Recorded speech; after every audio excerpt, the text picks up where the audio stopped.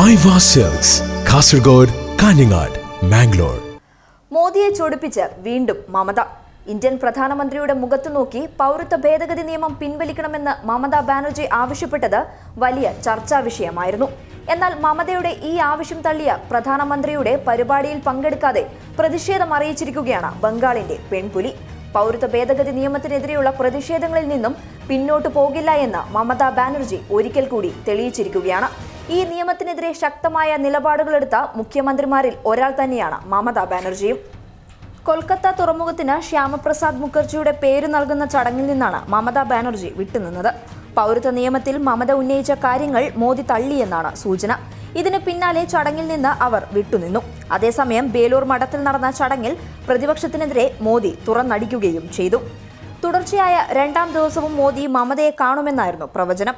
കഴിഞ്ഞ ദിവസം മോദിയെ കണ്ട് മമത CAA പിൻവലിക്കണമെന്ന് ആവശ്യപ്പെട്ടിരുന്നു. നേരത്തെ മോദിയുമായുള്ള കൂടിക്കാഴ്ചയിൽ മമതയ്ക്കെതിരെ രൂക്ഷമായ വിമർശനവും ഉയർന്നതാണ്. പൗരത്വ നിയമത്തെ എതിർക്കുന്ന മമതാ ബാനർജി എന്തിനാണ് മോദിയെ കാണുന്നതെന്ന ചോദ്യങ്ങളും ഉയർന്നിരുന്നു. എന്നാൽ സൗഹാർദ്ദ സന്ദർശനം എന്നായിരുന്നു മമതയുടെ വാദം. അതേസമയം മോദിയെ വിമാനത്താവളത്തിലെത്തി സ്വീകരിക്കേണ്ട എന്ന് നേരത്തെ തന്നെ മമതാ ബാനർജി തീരുമാനിച്ചതാണ്. ബംഗാളിൽ മോദി ഗോ ബാക്ക് വിളികളും ഉയർന്നിരുന്നു. പ്രതിപക്ഷം യുവാക്കളെ വഴിതെറ്റിക്കുന്നുവെന്ന് പ്രധാനമന്ത്രി കുറ്റപ്പെടുത്തി. പൗരത്വ നിയമം ആരുടെയും അവകാശം കവർന്നെടുക്കാൻ വേണ്ടിയുള്ളതല്ല.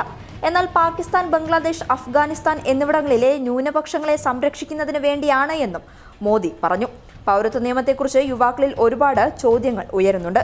ചിലർ അഭ്യൂഹത്തിന്റെ പേരിൽ വഴിതെറ്റിക്കുകയാണ് എന്നും അത് മാറ്റേണ്ടത് തങ്ങളുടെ കടമയാണ് എന്നും എനിക്ക് പറയാനുള്ളത് പൗരത്വ നിയമത്തെക്കുറിച്ച് ആരും ആശങ്കപ്പെടേണ്ട എന്നാണെന്നാണ് മോദി പറഞ്ഞത്. News desk, public Kerala.